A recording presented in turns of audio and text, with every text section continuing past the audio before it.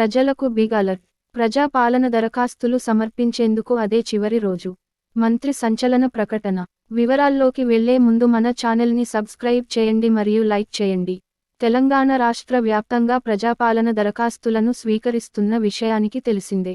క్షేత్రస్థాయిలో అధికారులు ప్రజల నుంచి 6 గ్యారంటీలకు సంబంధించిన వివరాలను సేకరిస్తున్నారు. జనవరి 6 వరకు ప్రజా పాలన దరఖాస్తులను స్వీకరించనున్నారు.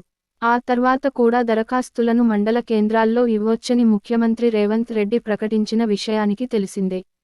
ఈ క్రమంలో మంత్రి పొన్నం ప్రభాకర్ ప్రజా పాలన దరఖాస్తుల గడువుపై సంచలన ప్రకటన చేశారు.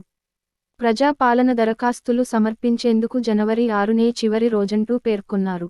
జనవరి 6 వరకే గ్రామాల్లో శిబిరాలను నిర్వహించనున్నట్లు పేర్కొన్నారు.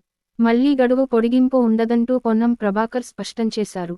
అయితే జనవరి 6 తర్వాత మండల కేంద్రాల్లో దరఖాస్తులను సమర్పించవచ్చు. మంగళవారం మీడియాతో మాట్లాడిన పొన్నం ప్రభాకర్, ప్రాజెక్టుల్లో అవినీతి జరిగిందని ఢిల్లీ నుంచి గల్లీ వరకు తెలుసన్నారు.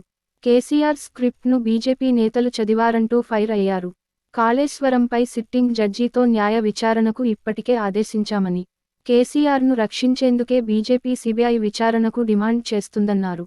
జ్యుడిషియల్ విచారణకు బీజేపీ నేతృత్వంలోని కేంద్ర ప్రభుత్వానికి సంబంధించిన న్యాయశాఖ, సుప్రీం లేదా హైకోర్టు సిట్టింగ్ జడ్జిని నియమించాలని కోరారు. బీఆర్ఎస్కు బీజేపీకి దోస్తీ ఉందన్నారు.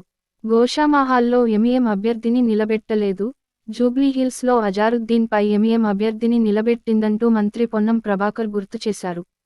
ఇప్పటికీ బీజేపీ శాసనసభ పక్ష నేతను ఎన్నుకునే పరిస్థితి లేదన్నారు.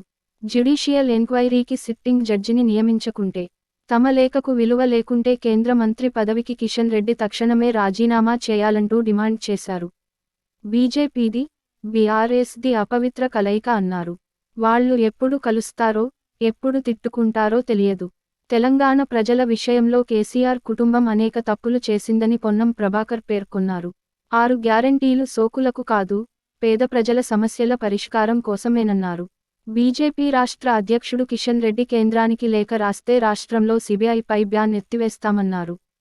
ట్రక్ డ్రైవర్లు దేశ వ్యాప్తంగా సమ్మె చేస్తున్నారు. కేంద్ర ప్రభుత్వం తీసుకువచ్చిన రవాణా చట్టంను కొంతకాలం నిలిపివేయాలని కోరారు. ట్రక్ యజమానుల సమ్మెపై కేంద్రం వెంటనే చర్చలు జరిపాలన్నారు.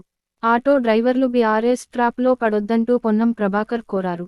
ఓలా, ఊబర్, ర్యాపిడో, మెట్రో ఇతరత్రా అన్ని వచ్చినప్పుడు లేని సమస్య ఇప్పుడే వచ్చిందా?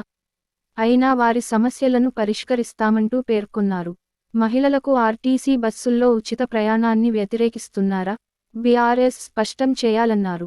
ఆటో డ్రైవర్లతో చర్చలకు తాము సిద్ధమంటూ పేర్కొన్నారు. మరిన్ని వార్తల కోసం మన ఛానల్ని సబ్స్క్రైబ్ చేయండి మరియు లైక్ చేయండి.